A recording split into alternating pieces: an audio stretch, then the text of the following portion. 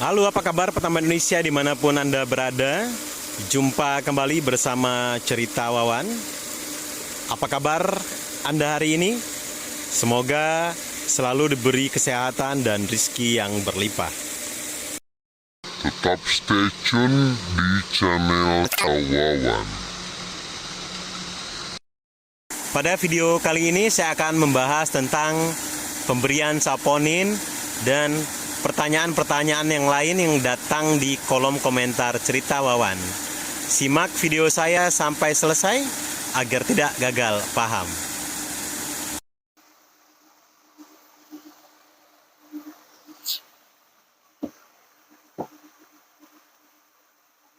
Baiklah, pemberian saponin pada budidaya udang faname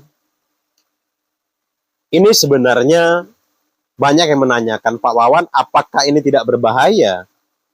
Karena setahu saya saponin itu sifatnya adalah racun. Maka akan saya jawab, saponin adalah racun untuk hewan yang berdarah merah. Sedangkan udang, hewan yang berdarah putih. Jadi, menurut saya racunnya saponin tidak mempan untuk udang.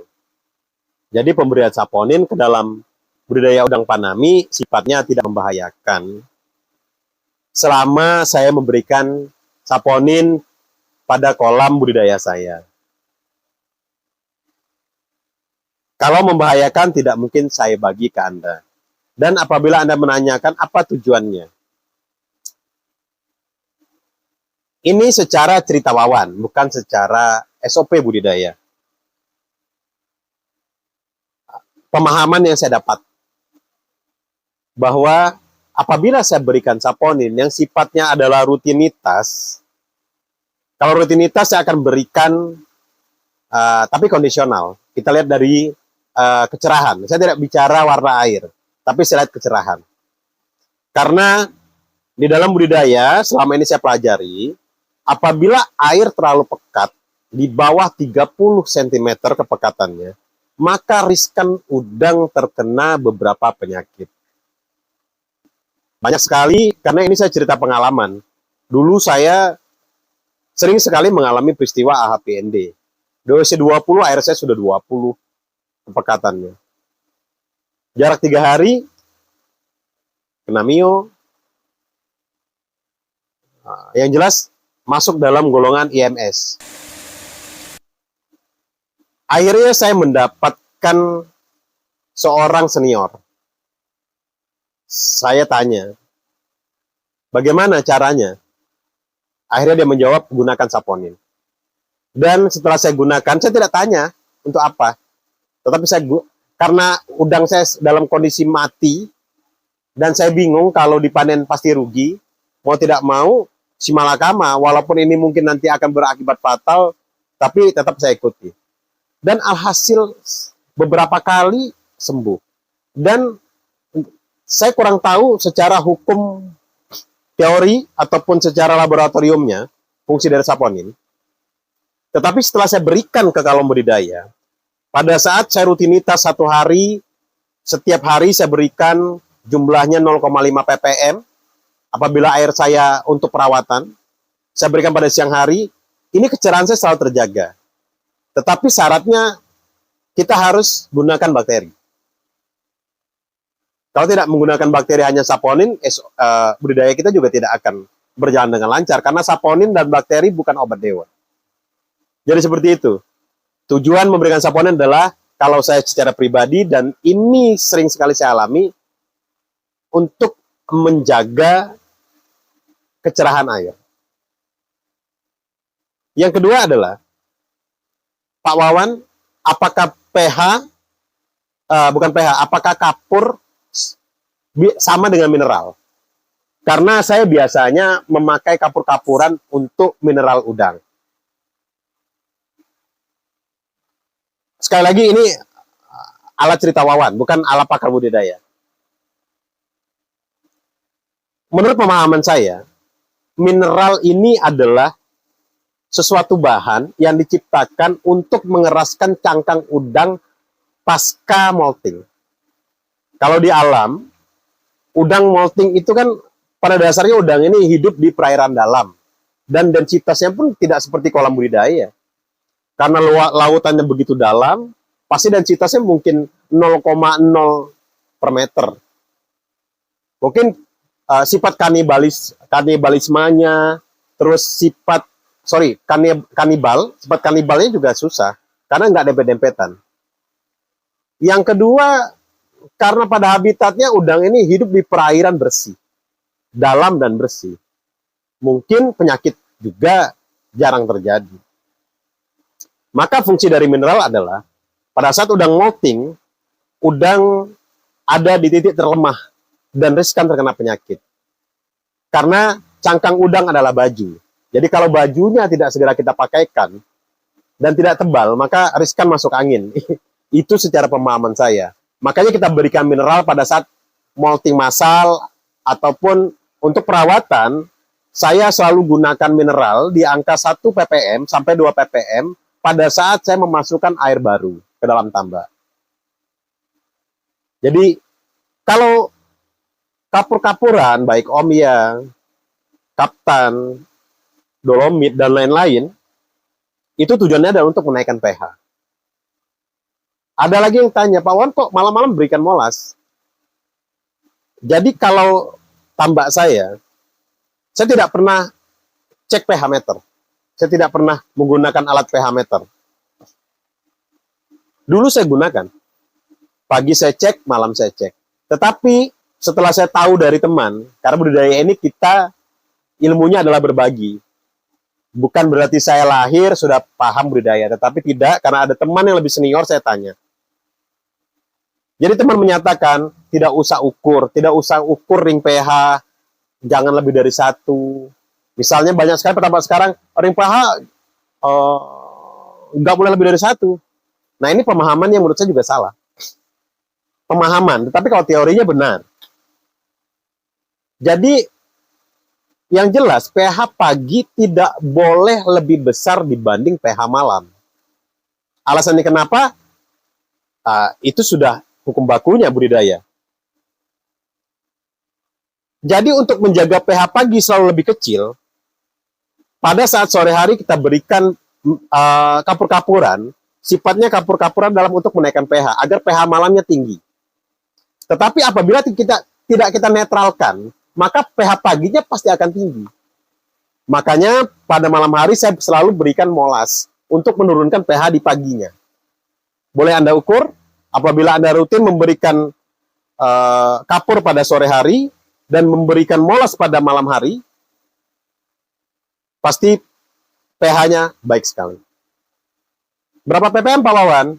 Kalau untuk molas, ya standar di 1 ppm, 2 ppm, kondisional juga sih. Terus ada lagi, Pak Wawan kok nggak kasih makan malam pada udang? Karena saya hanya berikan pakan di siang hari. Karena saya tidak pakai autofeeder, saya manual. Saya agak gaptek pakai autofeeder. Jadi saya pakan jam 7 pagi, jam 10, jam 11, jam 1 maksudnya, terakhir jam 4 sore. Saya mulai 4 kali pakan sejak umur udang 20 hari. Pakan pagi pasti lebih rendah dibanding pakan jam 10 dan jam 1. Pakan sorenya lebih tinggi dibanding pakan pagi, tetapi lebih rendah dibanding pakan jam 10 dan jam 1. Bagaimana menentukan pakan esok harinya, Pak Wawan? Saya akan gunakan untuk esok harinya, patokan untuk pakan paginya, pakan sorenya. Misalnya, pakan pagi saya 9 kilo. Cek 2 jam habis, jam 10 akan saya naikkan. Saya selalu naikkan 20%. Apabila habis saya naikkan 20%, apabila tidak habis saya akan turunkan 10%.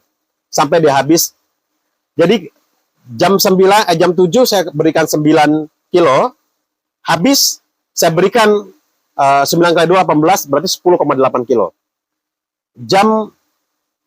Dicek 2 jam habis, jam 1 akan saya berikan kembali, naikkan lagi. Berarti sekitar di angka 12 kilo. Tetapi di jam 4 sore saya akan turunkan. Karena nafsu makan udang terhebat itu dia ada di jam 10 dan jam 1 siang. Boleh Anda teliti. Kenapa tidak saya berikan pakan malam? Ini karena saya sudah teliti. Dulu saya berikan pakan malam. Malah 6-7 kali pakan saya dalam satu hari. Pakan malam saya lebih banyak. Tetapi setelah saya amati, ini agak salah di pemahaman saya. Mohon maaf, saya tidak menyalahkan Anda di pemahaman saya sekali lagi. Pada sifatnya, udang ini memiliki sifat hewan nokturnal. Apa itu nokturnal? Hewan yang aktif di malam hari. Bukan hewan yang cari makan di malam hari ataupun hewan yang makan pada malam hari. Nokturnal. Aktif di malam hari. Dan lebih aktif. Nokturnal pada udang berbeda dengan nokturnal pada hewan-hewan nokturnal lainnya. Seperti misalnya kelelawar. Kelelawar pada saat siang hari dia tidak makan, dia tidur. Pada saat malam hari dia cari makan. Tetapi yang kita budidayakan bukan kelelawar. Yang kita budidayakan adalah udang. Amati. Yang setelah beberapa kali siklus budidaya yang saya amati, pada saat malam hari udang nafsu makannya hanya di angka 20% dibanding siang. Kalau siang itu di angka mungkin 80-90% nafsu makannya. Pada saat malam hari kok nafsu makannya down. Berarti saya menyatakan hewan udang ini adalah nokturnalnya udang berbeda dengan nokturnalnya kelelawar. Karena pada siang hari dia makan, kalau kelelawar tidur. Pada malam hari kelelawar cari makan, pada malam hari udang aktivitas. Mungkin main sepak bola, atau mungkin main biliar, udang kita nggak tahu. Nah, jadi itu saya pahami. Jadi saya tidak memahami, karena budidaya adalah praktek, bukan teori. Tetapi tanpa teori juga tidak masuk akal. Saya tidak menyalahkan teori. Tetapi apabila Anda teori tanpa praktek, mungkin bullshit ya. Tetapi kalau Anda juga praktek tanpa teori, juga bodoh. Yang benar adalah budidaya tidak baku. Budidaya adalah, kita berbudidaya bukan kita buat adonan roti yang mungkin tepung 1 kilo, gula setengah kilo, akan jadi roti 10. Budidaya kompleks. Hari ini kita lakukan SOP ini, pada siklus ini berhasil, pada siklus depan tidak sampai 1 bulan mati. Jadi budidaya adalah, ilmunya adalah ketelitian, sabar, dan mau belajar. Karena tidak ada orang pintar dalam budidaya. Tidak ada profesor budidaya. Kalau ada lulusan sarjana yang bisa budidaya tanpa ada kematian, yang bisa menghasilkan dalam per hektar 60 ton sampai 70 ton, mungkin saya akan jual semua harta teman-teman saya untuk bikin tambak dan bayar dia mahal-mahal. Begitu juga pun dengan saya bukan orang yang pintar, tetapi di channel saya membagikan. Barangkali, karena selama saya memakai sistem-sistem yang saya bagikan itu, alhamdulillah ADG saya bagus, FCR saya baik, ABW saya mantap, hasilnya pun luar biasa dengan tidak memakai brand, tidak memakai SOP tertentu. Kita memakai semua barang yang ada di pasar. Tidak memakai nama harus mineral ini, harus bakteri ini, harus pakai pakan ini. Nah, ini yang ingin saya bagi kepada petambak. Mungkin banyak sekali owner-owner tambak di luar sana yang bisa beli obat-obatan yang mahal. Tetapi bagaimana nasib seperti saya yang hanya memiliki 3 kolam petak budidaya dan menjadi teknisi sendiri? Maka kami akan hitung-hitungan bagaimana. Memang ada banyak praktisi yang menyatakan semakin mahal obat, hasilnya pun semakin luar biasa. Kalau begitu, tidak butuh dokter. Kita hanya mengandalkan obat. Beli obat, sembuh. Semakin mahal obat, makin sembuh. Berarti nggak usah pakai dokter, kita harus beli di apotik saja. Tetapi apa fungsi dokter? Dia bisa melihat, oh jadi ini bisa digunakan Tidak usah pakai paracetamol, pakai bodrek seperti itu. Oke, baiklah kawan-kawan. Lain waktu kita sambung lagi ceritanya karena sudah cukup panjang. Mohon maaf kepada senior-senior dari budidaya udang faname. Dari hati yang paling dalam, saya hanya bermaksud apa yang saya bisa, apa yang saya sudah dapatkan dari orang lain, saya akan bagikan. Ikuti apabila menurut Anda masuk akal, tonton saja, dan jangan ikuti kalau menurut Anda ini hanya bualan. Terima kasih, salam sukses budidaya. Wassalamualaikum warahmatullahi wabarakatuh.